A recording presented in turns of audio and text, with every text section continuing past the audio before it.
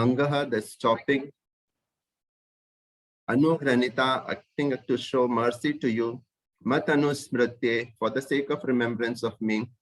Nityam, constant. Matasya, of one intoxicated. Indrasriya, with the opulence of Indra. Drisham, greatly. The translation, the Supreme Personality of Godhead said, my dear Indra, it was out of mercy that I stopped the sacrifice meant for you. You were greatly intoxicated by your opulence as King of Heaven, and I wanted you to always remember me.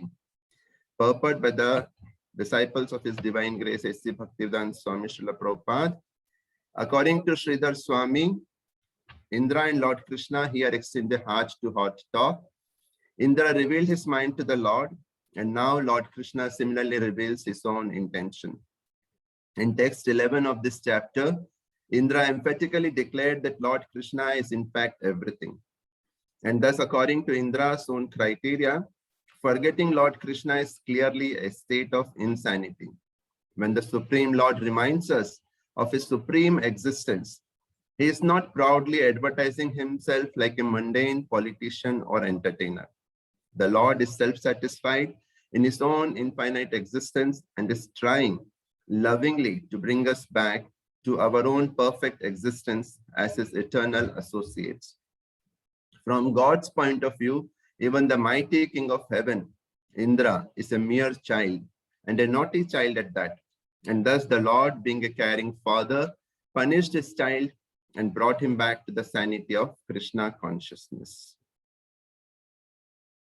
Okay. So here we saw these three beautiful verses, how Indra is offering prayers to the Lord and how the Lord replies back to Indra. So we all know that 1 week back on 5th of November, this year at least, we celebrated Govardhan Puja, the beautiful festival, and how these verses they start. Okay, so before this, I will just give another background that here we see that how Lord Indra, he is asking for forgiveness from Krishna for whatever offenses he has done.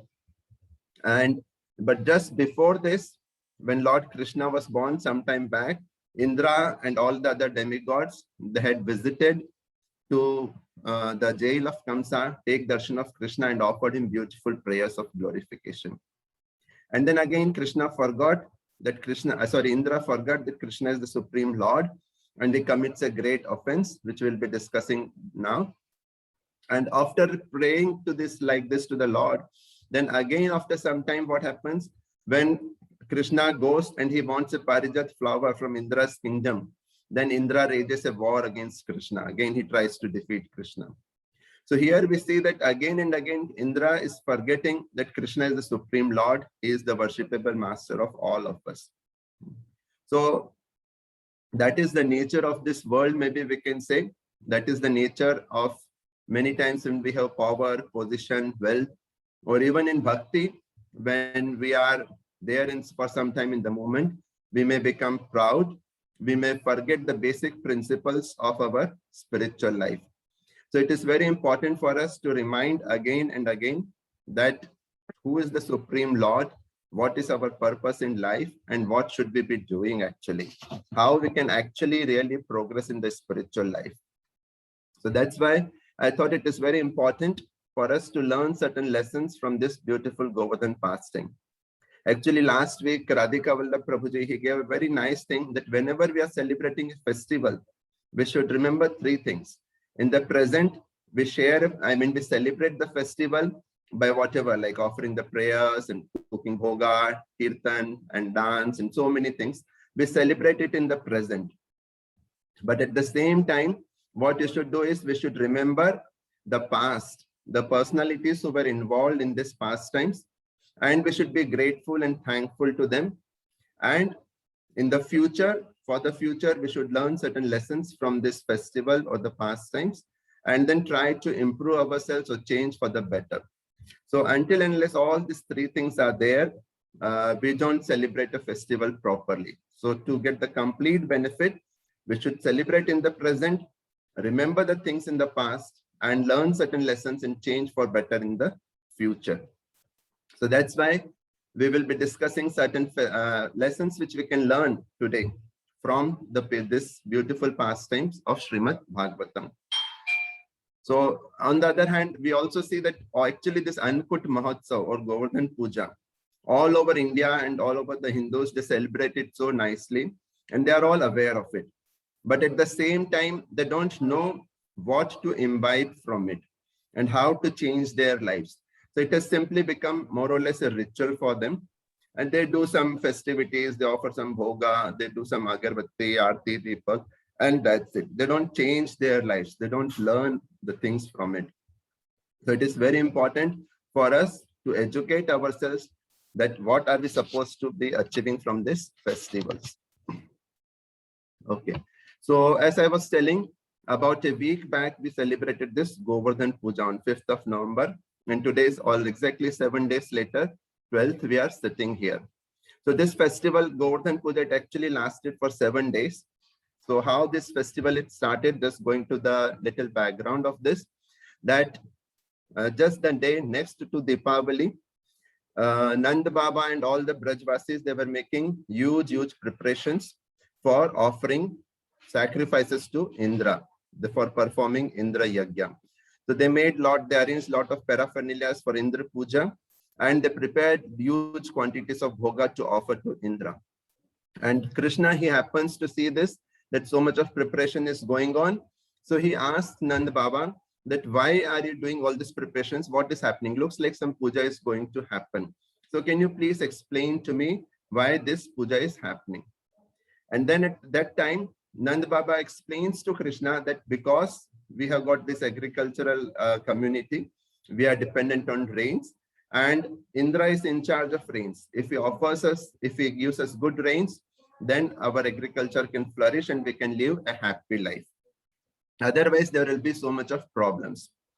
So this way, that is why we are worshipping, offering this annually. On one day, we offer this puja to Indra so that he is happy with us and he gives us rains. So this principle which Nanda Baba is explaining to Krishna is actually elaborated in Bhagavad Gita. So actually, if you see this whole pastime of Govardhan Leela, it is such a nice pastime that it encapsulates the entire teachings of Bhagavad Gita. Whatever Krishna spoke to Arjuna on the battlefield of Kurukshetra in the form of Bhagavad Gita was actually already demonstrated by Krishna in this pastime of Govardhan Leela, much before he spoke Bhagavad Gita. So like Govardhan Leela or this puja, this entire pastime, it's like actually a action-packed thriller movie sort of a thing. And when you have some audio and visual both, the impact of learning should be very great. It's generally better than simple audio. So similarly here, Krishna, by demonstrating through this action-packed thriller, this thing, he is giving us the full teachings of Bhagavad Gita, whatever he wanted to tell us. But nonetheless, many people, they don't understand. And still, like we see, even Indra, again, he committed mistake. So for people like us, what Krishna did here to speak, literally speak out in Bhagavad Gita. And then as we saw in this, Krishna is telling that Indra, I killed your pride. And then in the purport, we read that how Krishna is not talking out of egoistic thing that he is the Supreme Lord. It is out of his love for us that he tells us that, Baba, I am the Supreme Lord, because if he doesn't tell us, who will tell us? So out of love for us and out of caring for us, he tells us that, Baba, I am the Supreme Lord, please worship me, don't worship anybody else. So that's why he speaks like this in Bhagavad Gita. And sometimes people can question that how Krishna can talk like this in a proud way, in an egoistic way. But he is not proud or egoistic. He is self-sufficient. He is Atmaram. He has got nothing to do with us in one sense. He is fully satisfied and fully happy with his eternal devotees. But out of compassion for us, he tells us again and again and again and again in Bhagavad Gita that I am the Supreme Lord, please worship me. And that is the central message of Bhagavad Gita. Manmana bhav mad bhakto madhyaji mam namaskuru. So in this way, as I was telling, whatever Krishna wanted to speak in Bhagavad Gita actually is encapsulated in this beautiful pastime of Govardhan Leela also. Yeah. So coming back to the explanation which Nanda Baba is giving, that is actually very much valid, and it is part of the Vedas. So it is prescribed in the Vedas that how a person can be really happy in this material world. So we have to cooperate with the demigods. We have to be grateful. We have to be thankful. And in this way, we can have a happy and a peaceful life on this. So people who are below the level of the Vedas, people who are on an animalistic platform, people who are vidharmis, adharmis, or vikarmis, they don't bother what is there in the Vedas. They are not interested in any rituals. They are not interested in spirituality. And they simply want to enjoy at the cost of everything else. So those people, those are actually being described in Bhagavad Gita chapter 3 as thieves. That if we are not grateful for the sunlight which we are getting, for the water which we are getting, for the air which we are getting, which are all essential things for even our maintaining our basic life, and we are not thankful to them, then what happens is we are simply stealing whatever the gods and his representatives are giving to us. So that is actually below the level of the. So when we come to the human platform, the Vedas start from there. That from animalistic platform come to the human platform, and then they talk about this elaborately in the Karma Kand section of Vedas, which occupies the major part of the Vedas. That if you do this sacrifice, you will be happy. If you do this puja, you will get this benefit. If you worship Shankara, you will get a good wife. If you worship Parvati, you will get a good husband. If you worship Ganesh, you will remove all the obstacles. If you worship Saraswati, you will get intelligence. And if you worship Lakshmi, you will get so much of wealth. So in this way, so many different pujas and rituals are being described. And people, unfortunately, they are all occupied. Most of the pious Hindus, they just remain occupied in this different rituals, and they don't understand what is the basic goal of the Vedas, what is the ultimate purpose of Vedas, what is the ultimate purpose of our lives. So of course, this principle is better than not worshipping anybody, living an animalistic life. But this is one level above it, that we become at least grateful to the persons who are offering us all these different benefits. So that is one level above. And this is what principle in Nanda Baba is telling to Krishna, that is why we are worshipping Indra or so many other demigods, and we should do it. So in one sense, it is not wrong. But again, we should understand that when we talk of religion, there are different levels of religion, different levels of spirituality. So this, what Nanda Baba is talking, is a lower level of principle, a lower religious principle. And when Krishna is there, he wants to give us the highest, he wants to give us the best, because as they say, that dharmo hitu sakshat bhagavad pranitam. Dharma is established by the Supreme Lord. He propagates what is real religion. Others are all kind-of religions or cheating religions. So Krishna asked Nanda Baba that what is the use, even if we become happy, even if we have a prosperous life, even if Indra gives us so much of rain, what is the benefit which we are going out of it? And then ultimately all this will be taken away from us at the time of death. So in this way, this is not of very great idea to worship Indra or trying to be happy in this material world, because ultimately it will be taken away by death.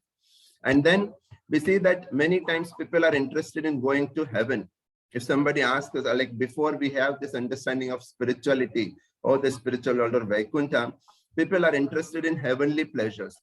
Ki humko swarg jana hai, or we want to enjoy like what the enjoyment which is there in the swarg. And in some religion, there is only concept of heaven or the concept of Jannat. They don't even understand the concept of spiritual world. So Krishna, as he says in Bhagavad Gita, he says, "Ah Brahma Bhuvana Loka Punaravartino Arjuna Mam Upetyatu Kaunteya Punarjanma na Vidyate." So Krishna is telling Nand Baba that what is the use of going to the heavenly planets? Because from lowest planet to the highest planet, what is happening? There is birth and death, there is problems, and there is no point, no fun in going to the heaven.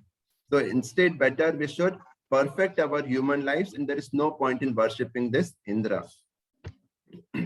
So then Krishna also tells that why do still people worship such demigods? So as we discussed, that people are simply interested in this so-called happiness, temporary happiness, and to be happy in this life. That's all. They don't see the long-term vision. They don't have a long-term vision for them. And they are just simply happy in this cycle of birth and death only. That's with some little pleasures they get try to be happy. So why do still people go? So Krishna explains in the 7th chapter of Bhagavad Gita. He tells, Kame steste rita jnana prapadyante anya devata tam niyamasthaya prakritya niyata swaya. So Krishna is telling only those people whose intelligence has been stolen actually by material desires, by the desires to enjoy. What they do, they go to demigods. Because these people, they offer, you do some puja, will give you some benefit. You do some sacrifice, make them happy, they will give you some benefits. So in this way, people with less intelligence, Krishna says, Alpamedasam, they go to different demigods. But if you are actually intelligent, what you should do is you should try to get out of the cycle of birth and death. And that only Krishna can give, nobody else can give. Only Krishna or only Vishnu can give moksha. No other demigod, no other god can give us moksha. And then at the same time, Krishna explains beautifully to Nanda Baba that actually we are Indra or the other demigods. They are not independent. Don't think that they are some supreme masters and they are giving all these benedictions by themselves. They are ultimately dependent on me. I'm of course, this way Krishna is not telling Nanda Baba, but he's telling ultimately there are higher powers of the Supreme Lord who is sanctioning this. And until unless the sanction is there, the demigods also cannot give us any benefits. So 7th chapter, again, Krishna explains this principle also. That's elaborately described in Bhagavad Gita about this demigod worship. So this is another principle which we can learn from this beautiful Govardhan pastime. One is, of course, we saw that Karma Kand section is there. Then how we are not supposed to worship Devi Devtas, or if they are worshipping them, that is not very high level of intelligence. So in this way, Krishna tries to convince Nanda Baba that there is no point in worshipping Indra. So then the question comes, then whom should we worship then ultimately? Or should we not worship at all? So Krishna again warns us in Bhagavad Gita that people who are attached to Devi Devtas, those worships, we should not try to disturb them unnecessarily until and unless they are ready to take this next step forward of higher level of religious principles or spirituality. We should not try to disturb them. It should not happen that they don't worship at all anybody. Sometimes this happens that you try to say that don't worship Devi Devta and they might just totally give up.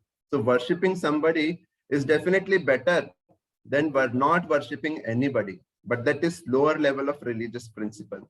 So then, as I was telling, the question may come, then whom should we worship? If we are not supposed to worship Indra or Surya or Chandra or Ganesh or Shivam, then whom should we worship? So Krishna, what he does is that he tells Nanda Baba that we should be worshipping Govardhan hill. So whenever Krishna does any pastime, he actually fulfills multiple purposes through one pastime itself.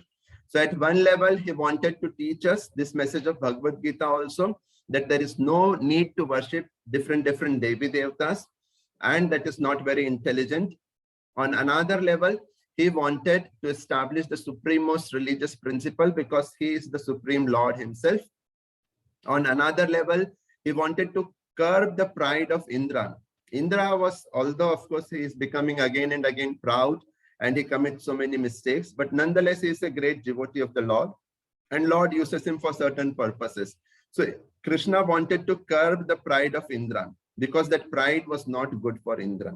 So he didn't want something bad for his devotee. He is always a well-wisher for his devotee. So Krishna thought that this pride of Indra should be removed. That was another reason. And then at another level, when this Govardhan pastime happened, all the different devotees of Krishna, they came together and they could reciprocate with Krishna for 7 days and 7 nights continuously, without any interruption, everybody together. And Krishna had a lot of exchanges with all of them. So this way Krishna fulfills different purposes in one pastime itself. So here Krishna, he is telling Nanda Baba that we should be worshipping Govardhan Leela. I mean Govardhan, Shri Giriraj Govardhan. So in the 9th chapter of Bhagavad Gita, Krishna again tells that actually ye apyanya devatam bhakta yajante shraddhayan vitaha te api mameva konteya yajanti avidhi purvakam. So Krishna is telling that if you are worshipping different demigods, Devi Devtas, we are ultimately worshipping Krishna, but that is avidhi purvakam. It is in a wrongful way. So why worship Krishna in a round and round and round? If we want to catch this year, why we have to go through all the round and catch this year? We can directly go here. So similarly, Krishna is telling that you should worship me directly. There is no need for worshipping indirectly. And then Krishna is telling that all these sacrifices which you are arranging for different demigods. So there are 33 crore demigods as we know. So who all will you worship? Who all will you please? It is not possible for us in such a short span of life that we worship everybody. That is not practical. And even then they will not be satisfied. So Krishna says that we should simply water the root of the trees. And who is the root of the tree? The root of the tree is Krishna. Instead of separately putting water on different branches and fruits and leaves, we should simply pour water on the roots. And in this way, everybody will be happy and satisfied. And this root is Sri Krishna. So when we worship Sri Bhagavan Sri Krishna, what happens is automatically all the Devi Devtas are satisfied. And Krishna says in 5th chapter of Bhagavad Gita, he says, Bhoktaram yak tapasam sarva loka maheshwaram suradam sarva bhutanam gyatva mam shantim rachati. So it's telling that who is the ultimate benefactor of all these yagyas, tapasyas, which you are doing. The ultimately bhokta is Krishna is telling that I am that ultimately bhokta. I am the enjoyer of all the yagyas and tapasyas. Actually, one of the names of Krishna, one of the names of Vishnu is Yageshwar, who is the master of all the yagyas. So ultimately, all these yagyas and tapasyas which you are doing, it should be done for the pleasure of Sri Krishna. And similarly, he says, Yat karoshi yad ashnasi, yad juhosi dadasi yad tapasyasi konteya tat purushva madarpanam. So it's telling whatever you do, whatever you eat, whatever tapasyas you're doing, whatever charities you're giving, you should do it for my pleasure. So here we see again and again in different places, multiple places, Krishna is telling that he is the Supreme Lord and you should worship me. There is no need to worship again and different persons. So as we already saw that in the purport we discussed that Krishna is not talking all these things out of his egoism, but he is talking simply out of his love and compassion for all of us. And then Krishna also explains that what is the purpose of all these different sacrifices which are mentioned in the Vedas, the Karma Kand, but what are the ultimate goal which we want to achieve through Vedas. So 15th chapter of Bhagavad Gita, Krishna says, Sarvasya chaham hriday sannivishto mattah smritir jnanam apohanam cha vedeshcha sarve rahameva vedyo vedant kridved videv chaham. So it's telling that out of lakhs and lakhs of verses which are there in the Vedas, which people can't read, they don't have the time, they don't have the intelligence. But what is the ultimate person? What is the ultimate goal which we want to achieve through the Vedas? And even after going through this different Karma Kand, ultimately we have to come to the platform of understanding that Krishna is the Supreme Lord. Vedeshta sarver ahame vedyo. The goal of the Vedas is to understand Krishna, is to reach up to Krishna. And this way, whatever sacrifices which you are doing for Indra, or whatever sacrifices you are doing for so many rituals and for different Devi Devtas, those are not required. Simply what you should do, Krishna tells, Manmana bhav mad bhakto madhyaji mam namaskuru mame veshyasi satyam te pratijane priyo asime. So that is the central message of Bhagavad Gita. And the same verse Krishna literally repeats last verse of 9th chapter and towards the last few verses of 18th chapter. That become my devotee, offer obeisances unto me. And in this way you will come to me. There is no need to go anywhere else. So now he tells that let us worship this Govardhan. So Krishna tells Nand Baba that we should be worshipping Govardhan, and he tells that actually Govardhan is giving us such nice water, grass for the cows, and so many of fruits and vegetables and like that. So we should be worshipping Govardhan. And Nand Baba and the Brajvasis, they immediately accept the proposal of Krishna. So this is another lesson which we learn from here, that actually Krishna consciousness is very simple for the simple, and it is complicated for the complicated. So as soon as Krishna says that yes, we should worship Govardhan, Nand Baba and Brajvasis, they don't argue, they don't logic out, they simply accept Krishna's word. So that is the way that if we want to progress in our spiritual life, we should simply accept Krishna's words in Bhagavad Gita. We should simply accept the Krishna's pastimes, whatever is there in Srimad Bhagavatam. We should simply accept Chaitanya Mahaprabhu's message that chant Hare Krishna, Krishna Krishna, Hare Hare, Hare Rama, Rama Rama, Hare Hare. We should accept the Acharyas are telling there are so much of evidence that Chaitanya Mahaprabhu is the same Supreme Lord Krishna. He is the most merciful avatar, and he is just by chanting Hare Krishna. Prabhupada has promised that you just chant the 16 rounds of Hare Krishna sincerely, follow the 4 regulative principles, and in this way you can come back, you can go back to the spiritual world in this very life. So if we are simple at our hearts, we simply accept these instructions and chant Hare Krishna. As Prabhupada said, chant Hare Krishna and be happy. So it is simple, but otherwise if we are complicated, no, why Krishna is talking like this in Bhagavad Gita? I don't believe in Bhagavad Gita, or I don't believe in Srimad Bhagavatam. There's so many pastimes, they look like it doesn't fit into my mind. So it's practical. Maybe it is just theoretical or hypothetical. Or how do we accept Chaitanya Mahaprabhu is the Supreme Lord? Why should we chant Hare Krishna? So if there are so many different questions, of course, genuine inquiry is fine. But if they become too complicated, then there is no answer. Nobody can satisfy. Like as they say, if you can, means all of us, everything cannot be answered intellectually. Some things have to be revealed in our hearts, especially the spiritual concepts. So we should accept and start at a certain point. So here the Brajvasis and headed by Nand Baba, they simply gather all the paraphernalia which was there for Indra's worship, and they come to Sri Giriraj Govardhan, and they start beautiful festival for them. They worship Sri Giriraj Govardhan and they offer him nice bhoga. So another very important point which we can see here is actually Giriraj is in the form of a mountain. But then Krishna, he says that I am non-different from him. So Giriraj is actually performing 2 roles. He is performing the role of Krishna and is performing the role of Krishna's devotee.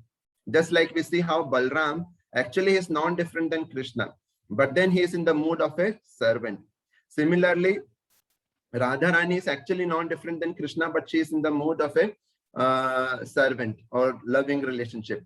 So same way, Giriraj Govardhan is actually non-different from Krishna, but he is in the mood of the servant of Krishna also. So both these roles, Sri Giriraj Govardhan is performing. So sometimes people think that, or they blame that, why are we worshipping stones? This is simply a stone.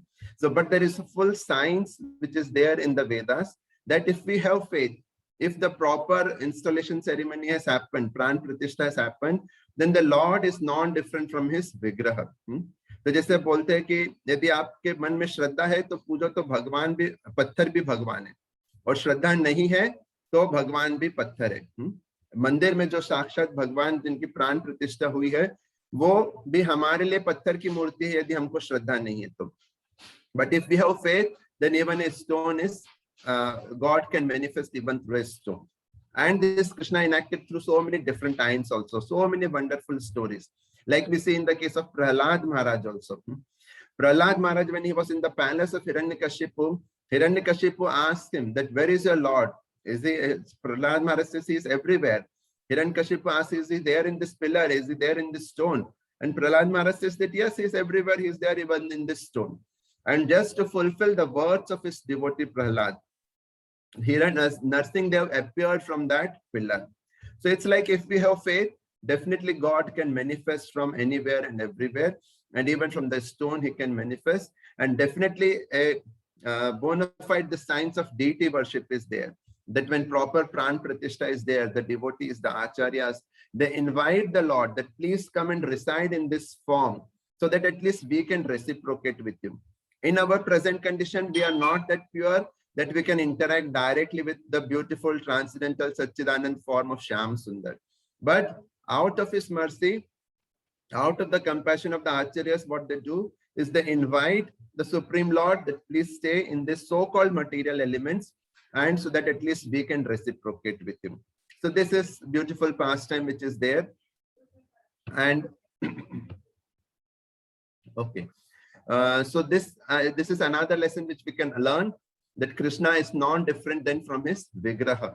As Chaitanya Mahaprabhu says, Pratima nahi tumi sakshat Brajendra Nandan.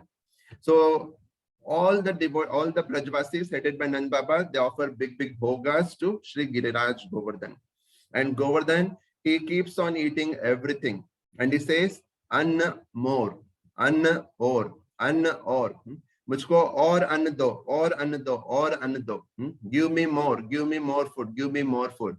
So this place where this was happening, since Govardhan was stealing anor, and it became anior. So if you go on Govardhan Parikrama, there is this beautiful village which is named as Anior. So you can see this in the Govardhan Parikrama Marg. So at that time, practically all the food grains, everything from the houses of Brajvasis was exhausted. Nothing was left. And then what to do now? Govardhan is still not satisfied.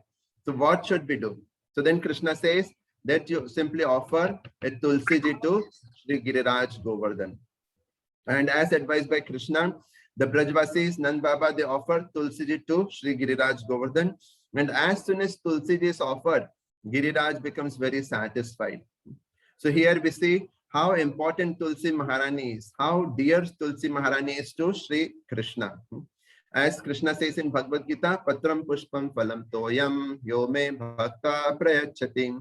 So Krishna is actually not interested in our chappan bhogs or whatever we are offering to him, but he is interested in our bhakti. He is interested in our love with what we are offering to him. So we know this story of how Krishna, when he went to Hastinapur, Duryodhan prepared chappan bhog and he invited Krishna that please come. But he had a crooked mentality. He just wanted to politically make Krishna happy. So Krishna can understand our heart and he is not looking for externals. So instead of going to Duryodhan's house, Krishna goes to the house of Vidura, who is very dear devotee of Krishna. And he eats some rukha roti and sabji from Vidura's house. He is not interested in chappan bhog, but he is interested in our love and devotion. And here again, like Krishna is telling, when he's telling Patram Pushpam Phalam, he's asking for something very simple: a leaf, a flower, and a fruit in some water. That's all. And with, of course, with lots of love and bhakti, we should worship Krishna. So we see the supreme importance, the supreme position of Srimati Tulsi Maharani. So there is another very beautiful pastime about Tulsi Maharani. It shows the importance of Tulsi. So when Krishna was there in Dwarka, once Narad Muni comes there, and I don't remember the exact pastime how it happened, but then somehow or other Krishna starts walking with Narad. Narad Muni asks for some thing in charity, and then the queens say, Narad Muni tells queens that whatever is most dear to you, I want to take that. You give me that. And of course, all the queens, they love the Krishna most. So in this way, Krishna starts going with Narad Muni. Because Narad Muni has asked for charity, now the queens has given and promised their word, and now they don't know what to do. Krishna is going, they cannot let Krishna go. So then they bargain with Narad Muni. No, Narad Muni, please leave Krishna behind. We will give our jewelries, gold, ornaments, whatever pearls we have, equal to the weight of Krishna. That's how this beautiful ritual or whatever puja is there of Tula Dan is there. Weighing something or giving a dan or charity in equal to the weight of that person. So on one scale, Krishna is kept, and on another scale, all the queens of Krishna, they start putting their jewelries, pearls and diamonds and everything. But still, Krishna is so heavy, nothing moves. Practically the entire kingdom is empty, and still Krishna is not moving. So now what to do? So again, I think Satyabhama or Rukmani, somebody remembers that, okay, let us put Tulsi Ji. So on one scale, they put Tulsi Ji. And as soon as they put Tulsi Ji along with the jewelries and all these things, so immediately the Krishna's weighing, which was there, this jewelry scale, it goes down, it becomes very heavy. And Krishna literally, he goes up in the air, jumping up. So this, again, we see the importance of Tulsi Maharani, that how Tulsi is so dear to Krishna. He is not interested in our so-called opulences or bhoga, but he is simply looking for our love and devotion. And Tulsi ji is so dear to Krishna. Okay. Okay.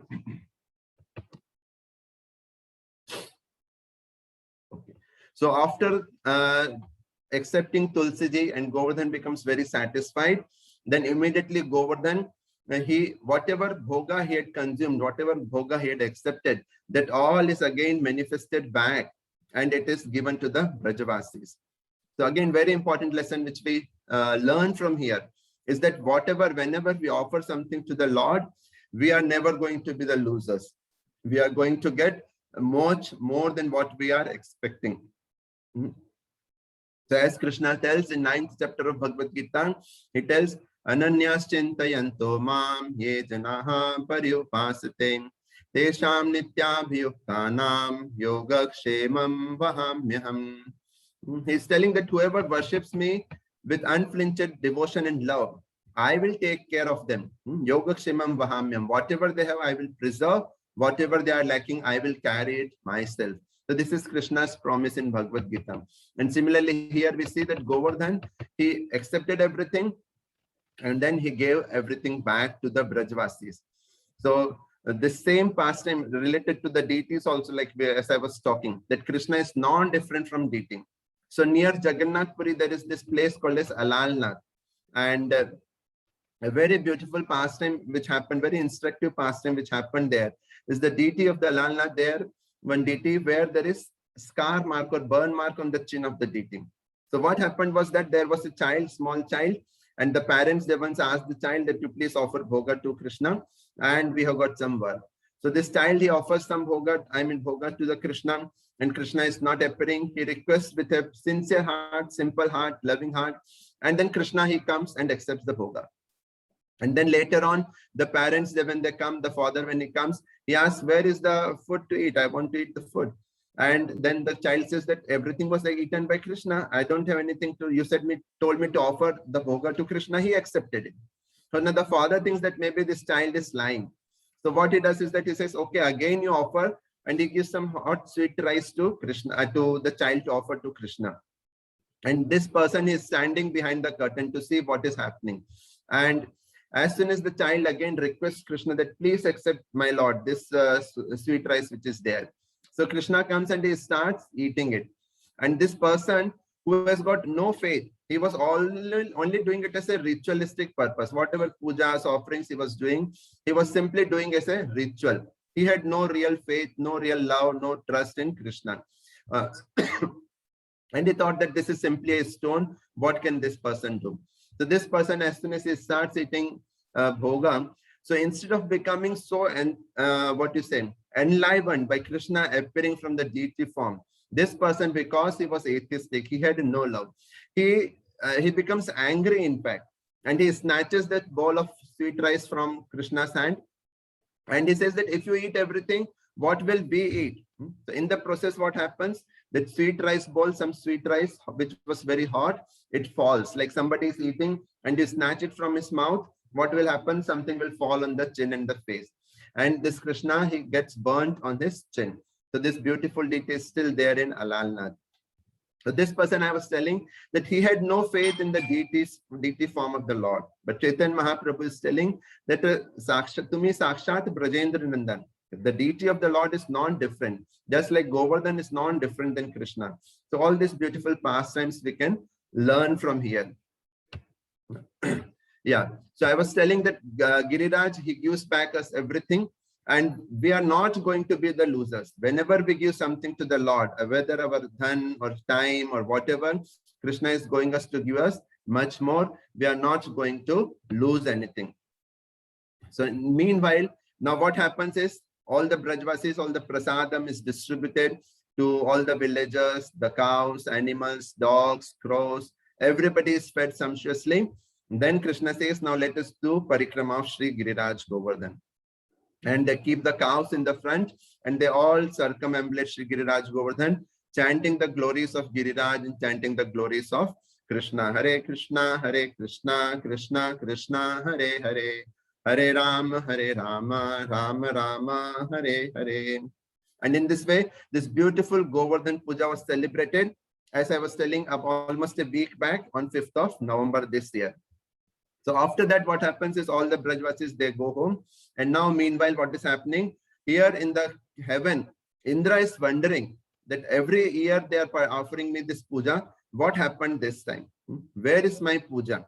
So he becomes restless and he understands that, oh, this puja which was supposed for me, whatever yagyas, bhogas was supposed for me, the Brajvasis, they have offered it to Giriraj Govardhan on the simple talks of this small little child. So just like we see in Bhagavad Gita, it starts with a question from Dhritarashtra. Dharm Kshetre Kurukshetre Samaveta Yuyutsaha Mamka Pandavasteva Kima Kurvata Sanjaya. That what did this my children and sons of Pandu do on the battle of Kurukshetra? So similarly, Indra here, he is wondering that where is my bhoga, where is my worship, what these Brajvasis are doing. And in this way, when he realizes that, so this is the typical actually nature of all the living entities. As I was telling, that the pious Hindus or so-called people in this world, they are simply interested in our own enjoyment. Krishna says in Bhagavad Gita 16th chapter, he talks about the demoniac people, that people who are against the religion, who are against the God, what they think themselves to be the master of everything. They think that we are the enjoyers, we should be worshipped as God. Why should we worship anybody? So he says, Ishwaroham aham bhogi siddho aham balvan sukhi. I am Ishwar, I am the bhoga, I am the bhokta, I am siddha, I have got so much power, I have got so much wealth. So that is the typical mentality of people who are against the Supreme Lord, who are envious of the Supreme Lord. And such people, they can never understand the Supreme Lord. Like we see, the same is the case for so many personalities, like Ravan was there, Hiranyakashipu was there, Kans, Shishupal, and all these demons. They thought that why should we worship Vishnu? Who is this Vishnu? We can kill him. He is not the supreme. We want to be the supreme enjoyers. And they had so much power and control and wealth. But ultimately, they were destroyed by the Lord. So similarly here, Indra is also actually not that demoniac. We cannot say he is demoniac like Hiranyakashipu or other atheistic people, but Indra, he is having this demoniac mentality in his heart. Because of pride, he is getting puffed up. So that is like the position of typical so-called pious Hindus, who most of the times, I mean, sometimes we are religious, sometimes we are irreligious. Sometimes we want to enjoy, sometimes we do try to do some puja part for whatever reasons. So that is our condition, but we should understand that what is our ultimate purpose in our life. So Krishna, Indra, he becomes very, as he starts meditating on this, that where is my sacrifice? Where is my sacrifice? Why these people are giving this to Govardhan? Then what happens? Indra becomes very angry. So, and he, this process of how somebody gets caught in this material world, how we get entrapped in this material world, in these three modes of material nature, this is very nicely described in Bhagavad Gita 2nd chapter. 62 and 63 verse, Krishna tells, Dhyato Vishayan Pumsa Sangasteshu Pajayate Sangat Sanjayate Kama Kamat Krodho Bhijayate. So he's telling that once you start meditating on some sense object, like how Indra, these verses are again depicting this typical picture. Indra, he is meditating that why this offering is not done to me, why this sacrifice is not being given to me. So dhyato vishyan punsa, we become attached. And then what happens? Sangas teshu pajayate, sangat sanjayate kama. And then when this thing is, we don't get that whatever we want, then we become very angry. Kamat krodho bijayate, we become angry. And this is what happened with Indra, that he becomes very angry. And then what happens once we become angry? So Krishna describes, Krodhat bhavati sammoha, sammohat smriti vibhramaha, smriti bhranshat buddhi nasho, buddhi nashat pranashyati. So once we become angry, we become illusion. Our memory is lost, our intelligence is lost. What is good, what is wrong, we cannot distinguish. So similarly, here Indra, he forgot everything. That this is the same Supreme Lord Krishna whom I worshipped few months back when he was there in the born in the jail of Kamsa. He forgets everything. And then Krishna tells in the 10th chapter of Bhagavad Gita, he tells, Name viduhu surganaha prabhavam na maharshayaha Ahamadirhi devanam maharshinam cha sarvashah. So Krishna is telling that even great sages, great demigods also cannot understand me. Why they cannot understand me? Because Krishna is telling that I am the source of everything. So even here we see that Indra is the king of the heaven. He forgets that Krishna, the same child, he is the supreme Lord. And he becomes very angry. What he does that I should teach, he thinks that I should now teach a lesson to this, all these Brajvasis. So he calls for the Samvartaka clouds. These clouds which are used actually at the time of destruction. When Pralaya is supposed to take place, at that time Samvartaka clouds are called. But Indra calls for them and he tells them, go to Braja and destroy everybody.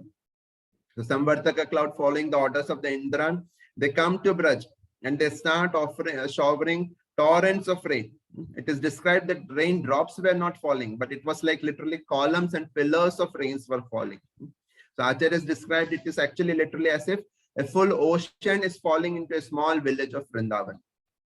And behind that, along with that, Indra, he comes along on his elephant Airavat with this Vajra. And he's sending thundering and lightning and is striking with this Vajra. And this way they try to destroy the entire Braja. So now again, all the Brajvasis, when this calamity falls upon them, they look towards Krishna. That Krishna Mahabaho, please help us, please protect us. They don't curse Krishna. Oh Krishna, because of you, we started this Govardhan Puja, we gave up Indra Puja, and now see what is happening. You put us into so many troubles. No, that is not the mood of a devotee. That is not the mood of the Brajvasis. They simply ask for Krishna's protection. They simply ask for Krishna's mercy upon them. They have full faith in Krishna, that no matter what happens, we want to love you, Krishna. We want to follow you, Krishna. We want to serve you, Krishna. So that is the mood where we can increase our love for Krishna. That is the qualification which is required for us to enter into the spiritual world. Sometimes we think that, okay, because I took the process of bhakti, now so much of problems are happening. Or sometimes people are scared to keep Bhagavad Gita in their house, that, oh, Bhagavad Gita is there, Mahabharata will happen in our house. We don't want to keep Bhagavad Gita. They are ready to keep Ramayana, but they don't want to keep Bhagavad Gita. So in this way, but here the mood of the Brajvasis and the genuine devotee is that no problem, Krishna. Whatever problems come, not a problem, but we simply want to love you and serve you. And then immediately Krishna, what he does is that he goes towards Govardhan.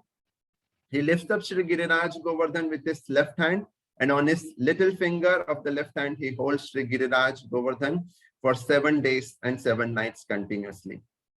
So today is the 7th day, as I was telling. Now it's almost about to get over whatever the Shri Giriraj Govardhan Krishna had lifted on his left hand little finger.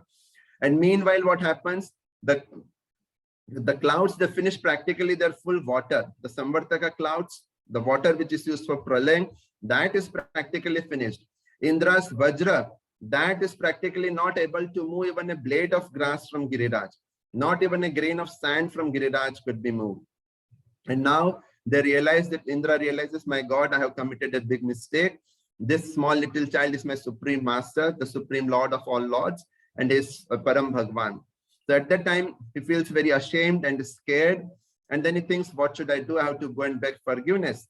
I have committed such a grave offense. I have not only tried to kill Krishna, but all of his devotees, all of his dear Brajvasis, I have tried to kill them. So I should be, I have committed a great offense. So what should I do? So here again, we see a very important principle, that how the power of Krishna's protection. And Krishna tells again and again in Bhagavad Gita also that don't worry, I will protect you. In the 4th chapter, Krishna tells, Paritranaya sadhunam vinashaya chadushkritam dharma sansthapanarthaya sambhavami yuge yuge. He tells that why Krishna comes to kill the miscreants, to help the devotees, and to re-establish the principles of religion. So now here, as I was telling, Indra is not a demon as such, but he had this demoniac mentality. He wanted to kill Krishna and the Brajvasis. So Krishna came and he killed the pride of Indra, the demoniac this demoniac quality of pride. He killed, and he helped, and all his devotees, Brajvasis, he protected them. And dharma sanstapnartha. So Krishna wanted to establish the highest religion. Devi Devta worship is okay. It is a little better than something not doing anything. But then Krishna is not satisfied with giving us something less than something which is not the best. Krishna wants us to give us the best. So the highest religion he is telling, Dharma Sanstapnartha, that you should worship the Supreme Lord. There is no need to worship small demigods or for little benefits. And then towards the 18th chapter of last few verses of 18th chapter, Krishna says, Sarv dharman parityajya mamekam sharanam vraja aham tam sarva papebhyo mokshayikshami ma suchaha. So Krishna is telling that give up all religion, give up so-called, of course we have to give up irreligious principles, but even give up so-called lower religion, Pitru dharma, Matru dharma, Devi dharma, whatever so-called pious things are there, ritualistic things are there, there is no need to go for them if you are taking my shelter. Mam ekam sharanam vraja. Just take my shelter, just become my devotee. And then what will happen? Aham tam sarva papebhyo mokshayikshami ma suchaha. I will deliver you from all sins, and don't worry. So this Krishna is giving us this assurance again and again and again and again at so many different places in Bhagavad Gita. So here also Govardhan Lila, we see how Krishna protects his devotees. He gives them the shelter, and we don't have to worry anything once we take shelter of Krishna. So meanwhile, what happens is when Krishna was lifting this beautiful Govardhan hill, so some Brajvasis, they thought that how Krishna will lift up this Govardhan hill, he's a small child, we should support him, he will become tired. So with their sticks, they were supporting the base of the Govardhan. And some Brahmanas like Madhumangal, he was thinking that I have to empower Krishna with my Brahmanical tej, that so that he gets strength to lift up Govardhan hill.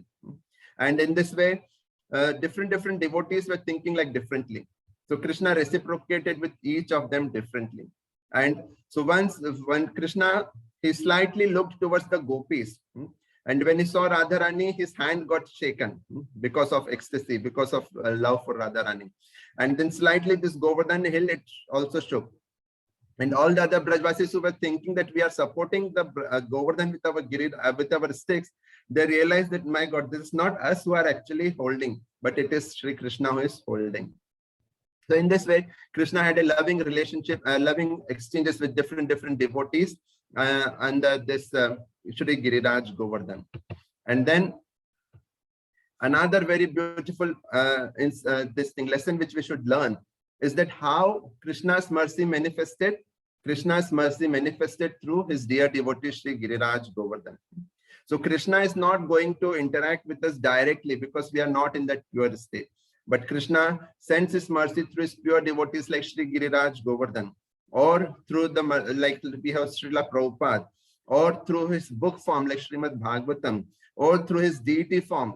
So in this way, different ways, Krishna showers his mercy upon us. And in this way, like just how like Govardhan, through Govardhan, Krishna's mercy came. Or for Indra, the mercy came through via media of Surabhi. Or for us, all this mercy came through the mercy of Srila Prabhupada. So Krishna's mercy comes through the mercy of his devotees. So this is another very important thing. And then, as I was telling, after this, Krishna, he just keeps the Govardhan hill down because now the rains are stopped. He tells all the Brajvasis, now you can go back. So after that, now Indra, he comes and he thinks that how can I beg forgiveness? How can I show my face to Krishna? I have committed such an offense. So Brahmaji advises that you take help of mother cow, Mother Surabhi. Cows are very dear to Krishna. And today is also the day of Gopashtami, where Krishna was given the in charge of cows, and he takes, before that he was taking care of calves. Now he is taking in charge of the big cows, and he goes and takes them to the pasturing grounds. So anyways, so Brahmaji tells, okay, take the help of Mother Surabhi. Keeping Surabhi in the front, Indra comes, he falls down at the feet of Lord Krishna, and then he offers this beautiful prayers, one verse only which we read out of that my Lord, you are the Supreme Lord, I had become puffed up, please forgive me, and I don't want to become proud again. And then Krishna says that don't worry, I have just tried to remove your pride out of compassion for you, and now you go back to your heavenly planets and you perform your duties. But as I was telling in the beginning of the class, again after some time, Indra forgets that Krishna is the Supreme Lord. When Indra comes to take, Krishna comes to take that Parijat flower, Indra again fights with Krishna. So here we see that Indra is becoming proud again and again and again. So we should actually literally give up this pride mentality and take shelter of Krishna very sincerely. Just like Brahmaji, when he committed a mistake, he begged Krishna that please make me, I want to become a mountain in this Barsana, or I want to take birth in a very low class family. So Krishna allows him to become Srila Haridas Thakur, Namachar Srila Haridas Thakur. Brahma tells that I am such in the position that I become proud. I don't want this position. But Indra is not requesting like this. He simply asks for forgiveness. Krishna says, okay, you go back to heaven. So this is the problem. And Chaitanya Mahaprabhu, as he says, that if we really, really want to worship Krishna, if we really want to do Hari Kirtan, so what we should be doing? Trinadapi sunichena tarorapi sahishnuna amanina manadena kirtaniya sada hari. That is the only way. We should give up our pride mentality. We should try to become humbler than a blade of grass, more tolerant than a tree, and sincerely take shelter of Krishna. Sincerely take shelter of Krishna's devotee. Sincerely take shelter of Srimad Bhagavatam. Sincerely take shelter of Krishna's holy name. Hare Krishna, Krishna Krishna, Hare Hare. Hare Rama, Rama Rama, Hare Hare. And one final lesson, that when we take shelter of Krishna, when we take shelter of Krishna's devotees, as long as we are in this material world, problems are going to come. Like Krishna tells in Bhagavad Gita that this world is place of misery, dukhalayam ashashvatam. No, we cannot avoid the problems. Krishna is not going to remove the problems, but he will give us strength to face those challenges, strength to grow through these challenges in our life and ultimately achieve the shelter of Krishna. So similarly here, although the rains were falling, torrents of rains were there, but since the devotees, they took shelter of Sri Giriraj Govardhan through Krishna's devotee, they took shelter. So then they were not affected by any of those miseries. They were in fact having a beautiful pastime with Krishna. It was like the spiritual world. Krishna is there in front of you. They are reciprocating with you. The parents are reciprocating in the mood of paternal relationship. The gopis, they are reciprocating with Krishna in a loving relationship. And everybody got Krishna continuously. Otherwise, what would happen? Sometimes the parents, they would get Krishna only at home, but when he goes to the forest, they would not get Krishna. The friends, they would get Krishna when he was with them, but they will not get when Krishna is at home or with his gopis.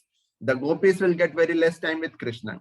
But in this beautiful pastime, for 7 days and 7 nights continuously, everyone through their heart's content, they saw Krishna and they reciprocated with Krishna.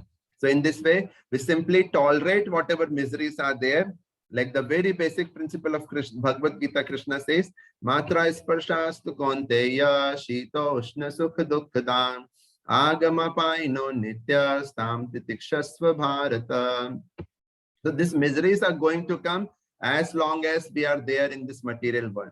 But we should simply try to tolerate them and at the same time take shelter of Krishna's devotees. Krishna's literary incarnation is Srimad Bhagavatam, Krishna's deity form, Krishna's holy name. And in this way, we can make our way to the spiritual world and we will not be affected by any of the miseries of this material world. So in this way, this beautiful pastime happened. And as I was telling, after the 7th day, Krishna keeps this Govardhan hill down. And then all the Annakut is offered to Krishna.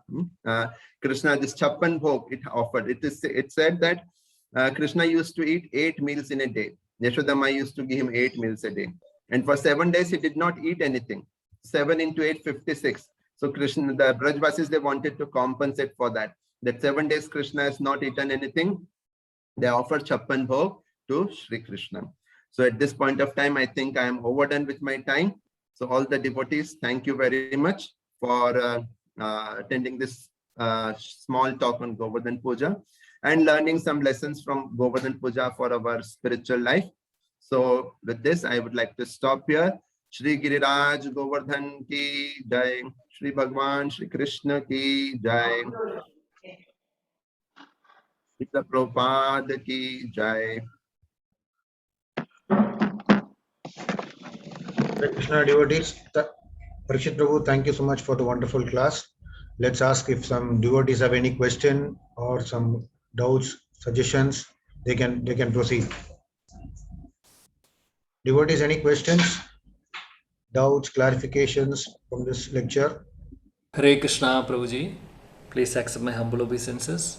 As always, Prabhuji, wonderful class. Your classes are always very nectarian. So many lessons we could learn today. Thank you so much for connecting Bhagavad Gita with Srimad Bhagavatam, which was in fact a unique experience for me, which I have not heard before. So thank you so much for this wonderful session. So I would request our Yatra leaders to have, our own congregational, we have so many exalted speakers here in our congregation. So I would request Yatra leaders to have these kind of sessions, exclusive sessions for us. So it will be very nice. And Prabhuji, I have two doubts actually. I mean, both are connected. So would like to ask Prabhuji, we have heard that like we are not supposed to keep the Govardhan Shila. First of all, we are not supposed to take Govardhan Shila from Vrindavan. And secondly, if our spiritual master is giving us the Shila, yes, we are authorized to worship. This is what I have heard. And also, I have heard in one of the classes that we can keep the photo of Shila in our home and worship. So that is my first question. Is it okay, or do we have to? We should have the Brahmanical initiation or second initiation to even worship the photo of Giriraj.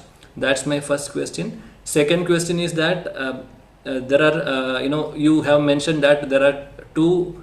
Giriraj is Krishna himself, but he is in the mode of a devotee. So we can worship Giriraj as Krishna or as a devotee, as a pure devotee of Krishna. As we know that Haridasa Varya, he is called as Haridasa Varya. So my question is that what is the best way of worshipping him? Is it should we worship him as Krishna, or should we worship him as a pure devotee of Krishna? Hare Krishna. So thank you, Prabhu, for the nice question. Regarding your first question, yes, we are not supposed to pick up Govardhan Shila on our own. It is a great offense. And somebody can gift us Govardhan Shila, some great devotee, that is fine. But at the same time, of course, we should have the permission and the blessings of our spiritual master, because he knows the best what is our purification, what is our level. Can we worship Sri Giriraj Govardhan, or will be committing offense? Regarding the can we keep the picture, I am not very sure about that, but I presume that yeah, it is safe to keep a photo. That is not a problem. Just like many people, they don't keep deities of Radha and Krishna because it's very difficult and requires a very high level of purification. So similarly, but the photos, that is not a problem. So similarly, Shri Giriraj Govardhan, we cannot have Govardhan Shila until and unless we are qualified, but we can keep a photo, should not be a problem. Maybe Sid Gaurang Prabhu or some other senior devotees, they can comment more on that if they have other opinion. Regarding the second question, yeah, as I was telling that Giriraj is having two modes. One is he is non-different from Krishna, and at the same time he is servant of Krishna. So we can worship him in either ways. He will reciprocate with us. But what is beneficial for us? If you ask what is beneficial for us, I was reading that we should worship Giriraj in the mode of a servant. Like Radharani herself is glorifying Giriraj as Haridas Varyo, that he is the topmost of all devotees of Krishna. Radharani is not glorifying Giriraj as Krishna himself, but he is glorifying as the Haridas Varyo. Because devotees of the Lord, they are more merciful than the Lord himself. We don't have any qualification to worship Radha Krishna or even Chaitanya Mahaprabhu, but it is through the mercy of devotees like Srila Prabhupada and our spiritual masters that somehow or other we are performing all these worships. So it's best for us if we worship them in the form of devotees. Like Krishna himself also tells that who is my devotee? So somebody who is worshipping Krishna directly, Krishna says that I don't accept him as my devotee. But somebody who is worshipping my devotee, then I accept him as my devotee. So at multiple places, I think Krishna has made this clear. So thank you, Prabhu. I hope this answers. Thank you so much, Prabhuji, for the clarification. Hare Krishna. Hare Krishna. Devotees, any other questions?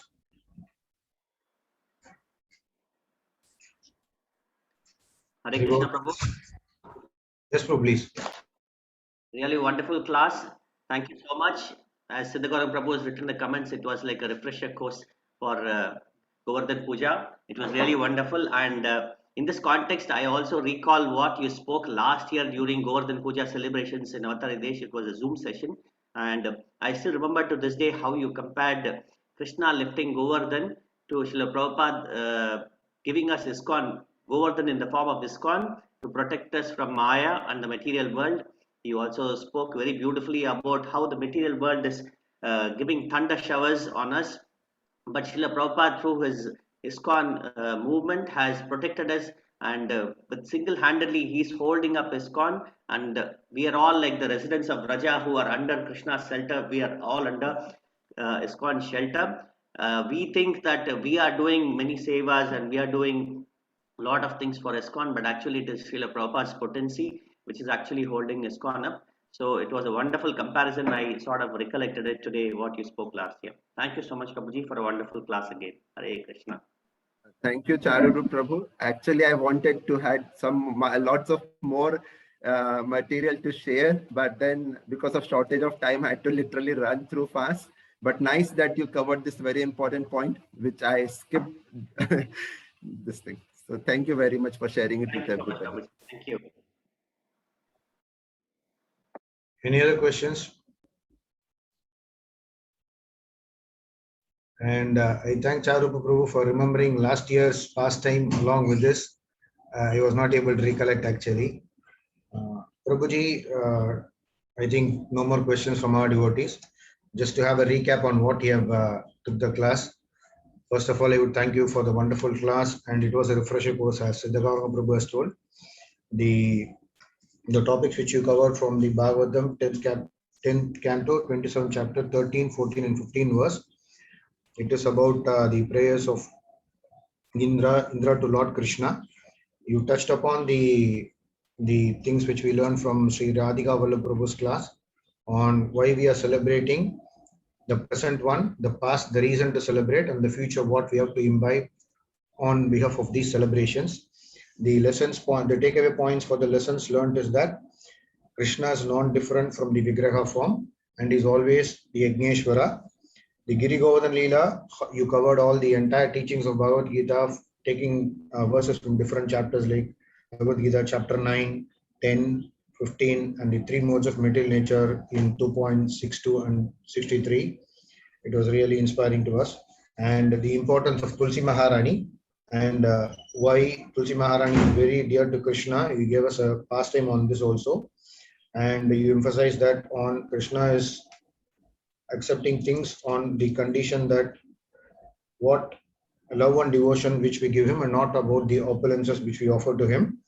And he reciprocates and gives whatever we give it to him, he reciprocates and gives it back to us. And you described us about the Annakut, the Leela of Annakut also. And there is one question for me, Prabhu, I'll put it at the last. The other thing that he curved the bride of Indra, and especially the way he reciprocated with the devotees for 7 days and 7 nights to the different devotees in different levels, like in different bhavas, like parental, friendship, gopis, relationship, everything was really inspiring, Prabhu. And one more point which I learned it just now is that why they offer 56 bogas, Chapan boga to Krishna. It is for 7 days, 7 days, 7 nights, he has not taken anything. And 8 days, 8 meals per day, it accounts 56 is a new information to me, Prabhuji. That was also inspiring. And you touched on the different leelas, what Krishna has done. Prabhu, one more small question. On the account of Damodarati, which we are visiting houses and we are meeting so many devotees who are into demigod worship, especially when we talk about Krishna and we want to persuade them to take into Krishna consciousness, but as you said that there are different levels of religious principles and they come in below they are in the lower level or middle level somewhere. How to persuade them that to take up Krishna consciousness? First question. And which way can we persuade them to start with Krishna consciousness? Can you just give us some information on this? So Thank you, Prabhuji. So very nicely summarizing all the points which I tried to cover. And a very important and a practical question that we are visiting so many different houses. So it's a very sensitive question also actually in one sense. But just before I answer, I would like to thank His Grace Radhika Vallabh Prabhu. This question, similar question was asked to Radhika Vallabh Prabhuji also last week, that how we can encourage people to take spirituality at a higher level. So based on that only, I would answer this question. So of course, it is a very sensitive question that we are trying to approach so many different houses and try to encourage them in spirituality and take to Krishna consciousness. But we should understand, as Krishna himself tells in Bhagavad Gita, that we should not try to unnecessarily disturb the faith of these people. So we have to judge with our intelligence and with Krishna's and Acharya's mercy in our heart, with a sincere heart. When their mercy is there, we should be trying to judge that whether this person is ready to take Krishna consciousness or spirituality to the next level or no. If I talk to him something about directly about the demigods, so Ganeshji or Shivji or whoever they are worshipping, whether they will feel offended or no. And in this way, if you are having a close relationship, a rapport with them, probably you might be able to tell them directly. So it requires some fine tuning and balancing and experience that how to approach such persons. But definitely we should not try to disturb them too much if they are not ready. But at the same time, we can, in a nice way, we can present Krishna consciousness to them instead of talking the negative aspects or the less intelligent aspects of demigod worship, as Krishna is telling. We talk to them about the positive things, that how Krishna consciousness is so good, how Krishna can deliver us from this material world. And maybe some occasions like this, like Govardhan Puja. Practically everybody is aware of this Anput Mahotsav, but we don't realize, we don't think the lessons which Krishna is giving us through this. Practically, as I was telling, full Bhagavad Gita Krishna has demonstrated through this pastime. So people, because they don't think we can, implore them or encourage them to think, why, what do we learn from this? It's very clear. The King of Heavens is asking that forgiveness from Krishna, that please forgive me. And you are the Supreme Lord. And we are running after different Devi Devtas. So in this way, such different pastimes are there. We can try to encourage those people themselves to think and then come to an answer. So that would be another way. And at the same time, as I said, just try to give them the positive aspect of Krishna consciousness. Encourage them to read Bhagavad Gita. I guess that would be a very big boost, because the knowledge of scriptures is very, very essential. Otherwise, everything remains a ritual. So we encourage them to read Bhagavad Gita, because Bhagavad Gita is again accepted by all Hindus. So keeping that as the central point, we can encourage them. So yeah, as Radhika Vallabh Prabhu, so what he answered last week, he said that we give them this Krishna consciousness, we present to them, but we don't force them anything upon them, and let them take their own time to come to the next level. As and when their purification is happening, when they are ready, they will also take to the higher level, but we don't try to force everything upon them at one time. Thank you, Prabhuji. So I hope this answers. Siddhakaran Prabhu. Hare Krishna Prabhuji. Can I ask one question? Please, Mataji, please. Hare Krishna, Parishit Prabhuji, Dhanal Prana. Hare Krishna, Mataji. Prabhuji, you discussed about the pride of the Indra and Brahmaji. Is this the part of the Leela to teach us, or really they had this pride with them? Mataji is asking very secret and deeper level of questions and understanding. So let me clarify one thing. I stick to more of Bhagavad Gita for the reasons not that, I wanted to correlate Bhagavatam and Bhagavad Gita teachings. I'm more comfortable talking about Bhagavad Gita. That is one thing. Bhagavatam, I feel, is very high level teachings and understanding which is there. So anyways, apart from that, Mataji, your question, what I understand is, of course, Indra does get sometimes pride. Brahmaji also does get this pride. Brahmaji also gets this pride sometimes, as he is telling that because we are in this position of the controllership, of the creator, of the king of the heavens, we become proud. That is natural, that happens many times. That is why we have to be very, very careful when we are in the position. So like when we once visited, when we used to visit like Vrindavan and take darshan of different places. So we visited this place where Brahmaji stole the cows and kept the caves and the gopas and all. So there Guru Maharaj told us that this is a place where we should intensely worship, especially all the leaders, people who are in the position of some, whatever, they're holding certain positions. We should intensely worship to the Lord, that we don't become pride. And in this such pastimes also, we should understand that we should be praying to the Lord, that we don't become proud. So yes, sometimes they do become proud. That is one way of understanding. Second way, as I was telling, that Indra is also a great devotee, but we should not think him in a negative part, that oh, Indra is becoming so proud again and again, he's committing so many mistakes. And ultimately, Krishna, he is using his own devotees to teach us certain lessons also. So at our level, we should understand these two practical things, that Krishna uses his devotees to teach certain lessons to us. Second thing, we should not become pride whenever in certain positions all.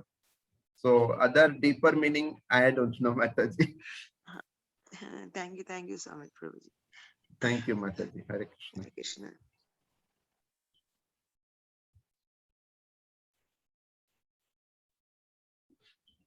Thank you so much, Prabhu. I think there is no further questions from our devotees.